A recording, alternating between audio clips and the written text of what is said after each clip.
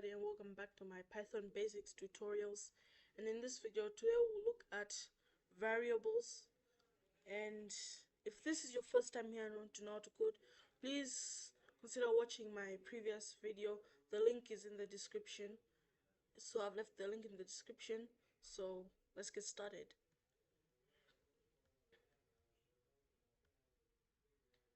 In this video we're going to look at variables. What is a variable? Well, you can think of a variable as a container that holds different types of data, whether it can either be a string, which is text, integers, which are numbers, and floats, numbers with decimals. What is actually the point of a variable? They can be used in multiple lines throughout a program, instead of typing the same value multiple times in different parts of a program. So how is a variable made? First, you write the name of the variable, then you can call the variable whatever you like, and must not start with a number and cannot contain spaces with it. And in this example below, the variables are x and y, and they must be followed with an equal sign to assign the value. Then you write whatever we want the value of the variable to be, like the one in this image. Say this is a variable and y is a random number. And we're going to look at now what are data types in variables.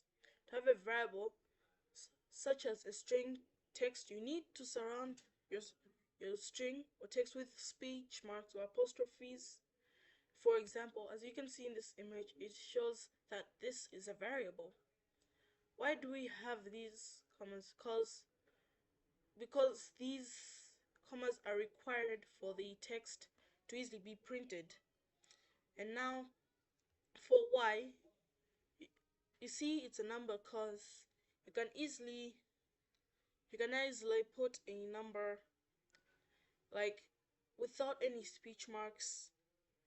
You can make this an integer or float, and without any speech marks, for example, you just type the number, otherwise it can give you an error.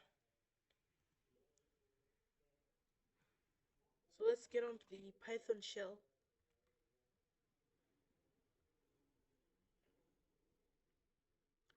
And now I'm just going to make a new file. You can do the variables on this Python shell, but I'll just prefer making a new file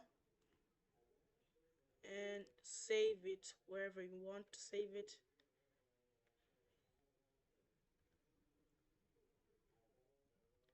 And I'll just call this variables.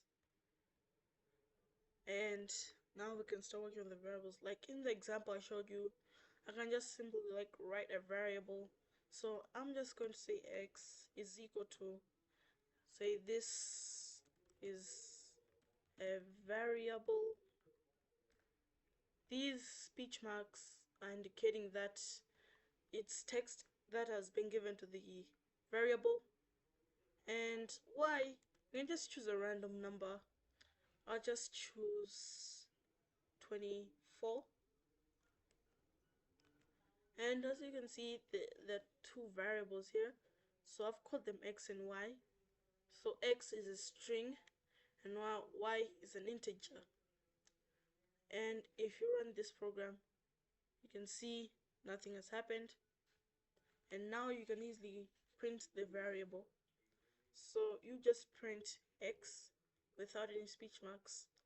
Otherwise, if you just surround it with speech marks, you run it, you can see that x has been printed but in blue text. And so if you just print x and run it, so you can see, say this is a variable. And also you can also print the variable y. So if you print y, save, and now you're going to run module, because run module will run your program on the Python shell. So you can see the two variables have been printed, including the number. And you can also make the You can also add floats, like I'm just going to call this variable z, and I'll just add a number with a decimal, so I'll just call this 6.1, save. And now we can also print z. We run the program. As you can see, the float, which is the decimal number, has been printed. Variables can not only be used for this, you can use it for a number of things. You can just use it for adding. So you can just say, so I'm just going to remove this, say x is, let's call x, which would be 6, and y is x times this star indicates that this is multiplication. Otherwise, if you just use a normal x, it will give an error when you run it. So this will be x times, let's see, x times 7. And now we're going to print y, see what we get. As you can see, we have 42 displayed on the shell. And also you can use these, you can also add like floats. Not floats, let's see, I'll say float 1 equals, I don't know, I'll just choose a random number. Let's see, 4.1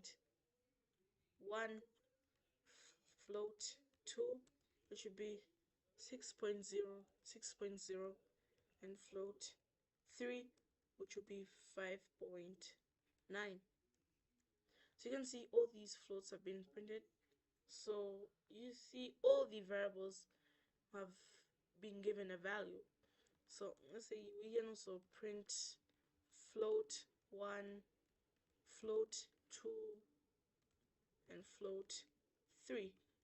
So if you run this, so you can see all the numbers printed on one line, because all these have been printed on one line by themselves.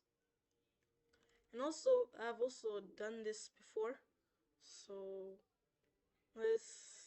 and you can also use input for this. So let's say name equals input.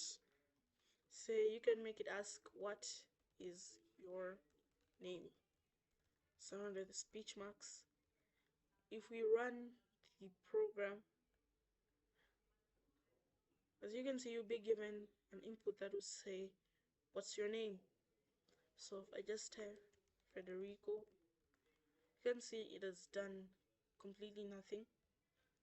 But if so, we can also make it print hello to the name that was entered. So you can type, say hello name. So this is by using name, because the user's name will be stored in the variable, and if we print hello with the variable, it will print the name. So if we run this, you see what is your name, Federico, say hello. It says hello to the user. And also you can also use variables for this. So I've also done this, saying num1 equals input, enter first number, say num2 equals input, enter second number. So these both with the input are both variables at the same time. So say, hey, we're making a simple addition program, so we're just gonna call this sum equals float num1, and we're going to add float num2, and now we're going to print this sum of num1,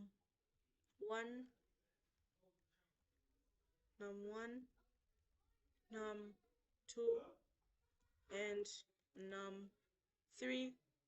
is we're going to put this, we're going to format num1, num2, and sum. And now if we run this, we'll just add 0. Say enter first number, I'll just put 12. And now I'll just type 11. Oh, I just made a mistake. Let's say num. Oh, I'm just supposed to. And I'll put and. It's normal to get errors because programmers go through this every time. And now when you run this, see 12, 11.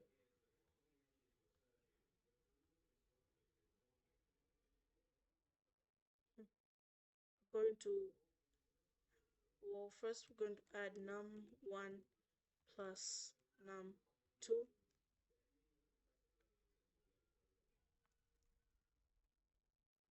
And now we're going to say is plus sum. Run this 11, 16. As you can see, it's been given us the answer.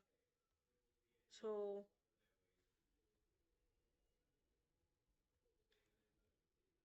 here's some challenges for you to do by yourself. So first challenge is for you to make a program that prints out a variable, string, integer, or float. Make a program that prints out two variables but they're both strings, and make a program that adds together an integer and a variable that's an integer. So thanks for watching. Stay tuned for the next video, subscribe and hit the bell, and if you have any questions, leave it in the comment section. And also please subscribe. I need 10,000 subscribers, so please subscribe if this video helped you out. I'll see you in the next tutorial.